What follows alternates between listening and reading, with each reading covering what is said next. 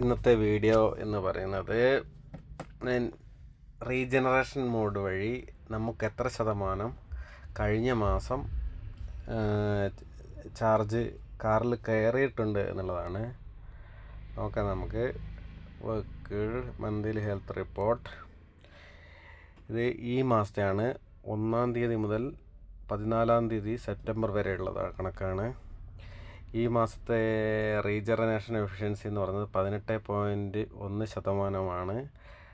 ഓടിയ ദൂരം എന്ന് പറഞ്ഞാൽ 761 കിലോമീറ്റർ. 30 മണിക്കൂർ ഡ്രൈവ് ചെയ്തു.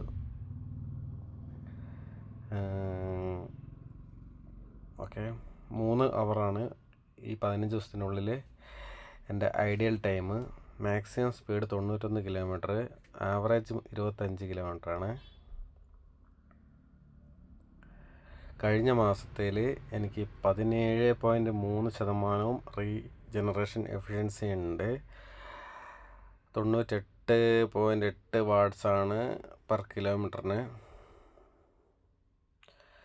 ജൂലൈ മാസത്തിൽ നോക്കുകയാണെങ്കിൽ എനിക്ക് 16.4% റീജനറേഷൻ എഫിഷ്യൻസി ഉണ്ട്.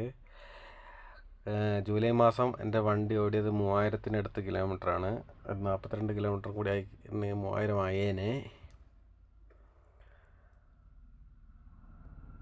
അപ്പം ജൂൺ മാസത്തിലെ റീജനറേഷൻ എഫിഷ്യൻസി 15ആണ്. അപ്പോൾ എനിക്ക് റീജനറേഷൻ എഫിഷ്യൻസി ഓരോ മാസം കഴിയും തോറും കൂടിക്കൂടി വരുന്നുണ്ട്. ജൂൺ മാസത്തിൽ 15%, ജൂലൈ മാസത്തിൽ 16%, 16.4,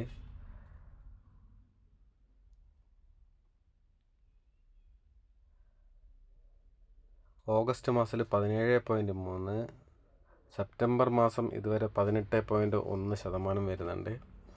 അത് വണ്ടി കൂടുതൽ ഓടുന്നതിന് ചെയ്യുന്ന